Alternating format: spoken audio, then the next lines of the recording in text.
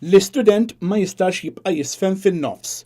Dan huwa l-messaġġ tal-Kunsill Studenti Universitarji il-KSU fir-rigward ta' tilwim industrijali bejn il-unions tal-lecturers u l-għallieba fl-Università ta' Malta u l-Junior College u l-Gvern.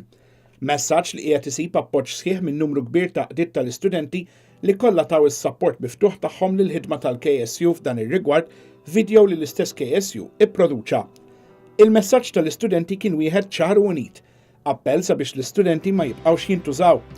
Il-messaġġ tal-Għaqda S-Cubed, għaqda ta' studenti ta' xjenza, kien ċar. Palissa aħna rrabjati il-fatt li hemm ċerti riżultati nafu li huma lesti, nafu li huma din ġo sistema, u aħna m'għandniex dawn riżultati f'idejna għax ma nafux għala, għax il-lectures mhux jitkellmu magħna. L-għaqda tal-istudenti tal-Mediċina l-MMSA fil-messaġġ tagħha esprimiet tħassib dwar l-impatt fuq l-istudenti tar-raba' sena. Min id-deadline biex japplikaw għal foundation program fil-UK huwa 14 August. So bla riżultati, bla dokumenti li jkunu jkollhom bżonn għalihom ir-riżultati mill-università ma jkunux jistgħu japplikaw għal foundation program tal-UK. Ħassib simili wkoll bil-laqda tal-istudenti tas-saħħa l-MHSA.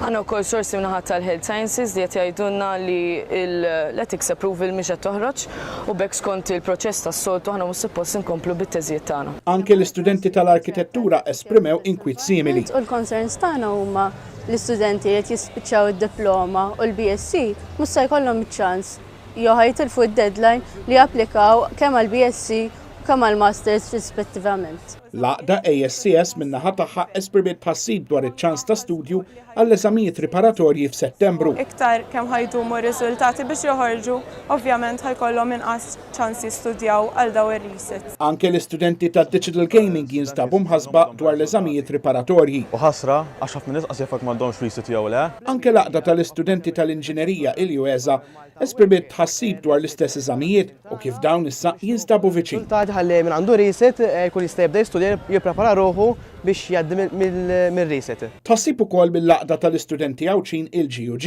li f'messaġġ jisħu fuq l-importanza ta' riżultati mill-aktar fis sabiex dawn l-istudenti ikunu jistgħu jagħmlu l-pjanijiet loġistiċi tagħhom u b'riżultat ta' hekk ser ikollhom jagħmlu dan aktar tard bi spiża akbar. Bħal dan iż-żmien is-soltu jkun qegħdin jikkuflat, ifittxu biex jikkuflat Malta. Iżda mingħajr riżultati ma jistgħux ikkommettu ruħhom għal career ta' flat.